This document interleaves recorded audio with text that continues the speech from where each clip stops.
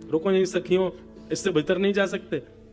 हनुमान जी कहते हम राम जी के अनन्य भक्त हैं, हम एक एक क्षण उनको देखना चाहते हैं। आप ऐसा हम पर अन्याय मत किया करो। पूरी रात हमको बिना राघवेंद्र सरकार को देखे हम कैसे व्यतीत करते हैं हम ही जानते हैं। आप कृपा करिए, किसी दिन हमारे प्राण निकल जाएंगे, आप हमको रात में जाने दिया करो भीतर। सखियां बोली हनुमान जी पूरे दिन रहो आप साथ में, पूरे साल रहो साथ में, लेकिन सूर्यास्त के बाद सूर्य उदय तक, तब तक आप नहीं रह सकते। अरे ये सब कनक भवन की सखियां हैं, या सखियां और केवल सिया जी रह सकती हैं भीतर, पुरुष का प्रवेश वर्जित है। तो हनुमान जी रोते हैं, विधाता तुमने हमको पुरुष क्यों बनाया, हमको सखी बना देते, हमको स्त्री बना देते। ये सखियां बढ़िया हैं, पूरे दिन भी राम जी को देखती हैं और रात में भीतर अंतःपुर में भी देखती हैं, हम पुरुष क्यों बन गए। राम जी की याद में हनुमान जी पूरी रात कनक भवन की देहरी पर रोते रहते। अरे भाई रुदन तो तब मानो ना, 1 आध वर्ष के लिए ठाकुर जी कहीं गए, बस रात भर के लिए गए, रात भर में रोने लग जाते। हनुमान जी पूरी रात रोते, और जैसे सूर्य उदय होता हनुमान जी नाचने लग जाते। अब राम जी आएंगे, अब बाहर आ रहे होंगे, अब राघवेंद्र सरकार दिखेंगे, और जैसे ही कपाट खोल करके राम जी बाहर आते, सो हनुमान जी लिपट जाते। हनुमान जी की आंखें लाल, हनुमान जी को अपने हृदय से लगाते। राम जी बोलते तुम रात भर सोए नहीं। बोलो भगवान दर्श बिन दुखन लागे नैन, वास्तव में आपको देखने से ही मुझे चैन मिलता है, मैं आपको देखे बगैर रह नहीं सकता। भगवान मेरी बस एक ही इच्छा रह गई और कोई मेरी इच्छा नहीं है। ये रात में सखियां मुझको भीतर नहीं आने देती, आप कृपा करके कुछ ऐसा कुछ निधान करो कि मैं कनक भवन में भीतर जाया करूं आपके साथ। राम जी बोले यहां की तो हमारी नहीं चलेगी, यहां तो सीता जी से आपको प्रार्थना करनी पड़ेगी। हनुमान जी बोले वो तो हमसे बहुत लाड करती हैं, मान जाएंगे। बोले कर लो प्रार्थना। जैसी हमारी जानकी जी किशोरी जी बाहर आई, हनुमान जी चरणों में लिपट गए। जानकी जी ने खूब सहलाया। कहो हनुमान। बोले माँ हमको आपसे एक वरदान चाहिए। बोले क्या।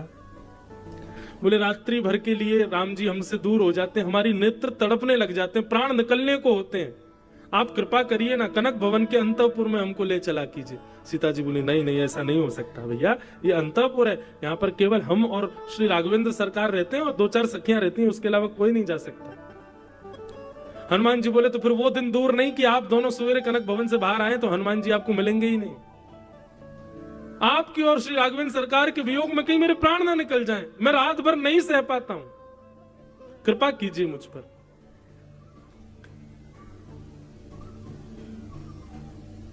तब जानकी जी ने अनुग्रह किया और हनुमान जी को एक आध बार तो मना कर दिया। बोले कि नहीं अभी नहीं, अभी बाद में देखेंगे, सोचेंगे, विचार करेंगे। लेकिन हनुमान जी को तो इतनी तड़प थी, सरजू जी के तट पर जाकर के हनुमान जी महाराज बैठ गए, राम जी के वियोग में रोने लगे। जैसे ही नेत्रों के अश्रु बिंद ने सरजू जी में प्रविष्ट किया, अश्रु बिंद जैसे ही सरजू जी में गया, अयोध्या जी से लेकर के और मान सरोवर तक सरजू जी के संपूर्ण जल उष्ण हो गया, भाप बन के आकाश में उड़ने लगा, गर्म हो गया महाराज। सरजू जी प्रकट हो गई, प्रकट होकर बोली हनुमान जी इतनी वेदना, इतना विरह, इतना कष्ट आपको हो रहा है, कारण क्या है। बोले कि हम रात्रि में राम जी को नहीं देख पाते, इसलिए हमको विरह हो रहा है। तब सरजू जी ने कृपा की और श्री जानकी जी आदि सब सखियों से आज्ञा लेकर के हनुमान जी को, दिन भर तो हनुमान जी रहते हनुमान जी के भेष में, और रात्रि सूर्यास्त होते ही कनक भवन में प्रवेश करते ही हनुमान जी एक सखी के रूप में प्रकट हो जाते और रात भर श्री राम जी को वीणा वादन करके सुनाते। इसे कहते हैं उत्कंठा, भगवत मिलन की, भगवत दर्शन की उत्कंठा, ललक भगवत प्राप्ति की तड़फ। जब तक ये जीवन में नहीं, ये भक्ति में नहीं आएगी, आप कितने भी बड़े मंत्र करते रहो, कितने भी बड़े यज्ञ कर लो, कितने भी आप तपस्याएं कर लो, कितने भी आप व्रत कर लो, जब तक उत्कंठा नहीं आएगी राम जी नहीं मिलेंगे, ठाकुर जी नहीं मिलेंगे आपसे। उत्कंठा ही भगवत प्राप्ति करा सकती है। और ध्रुव जी महाराज ने यह सिद्ध करके दिखाया। भगवान प्रकट हो गए, प्रकट होकर के ध्रुव जी ने भगवान की स्तुति गाई, भगवान ने अपना शंख स्पर्श करा दिया और सुंदर स्तुति गाने लगे। भक्ति मुहु प्रवहताम त्वयि में प्रसंगो भूयाद अनंत महताम अमलाशयानाम येनांजसोल वणमुरु व्यसनम भवाब्धिम निश्चय भवत गुण कथाम मृतपान मत्त।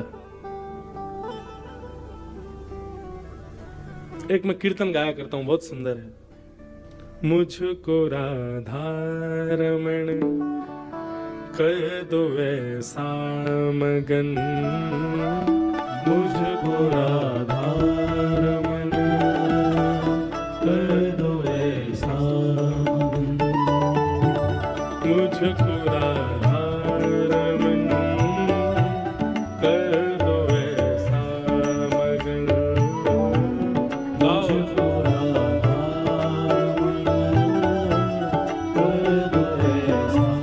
कैसा मगन, रटूं मैं तेरा नाम यूं आठों यहाँ, रटूं मैं तेरा नाम आठों यहाँ, रटूं मैं तेरा नाम मैं आठों यहाँ, रटूं मैं तेरा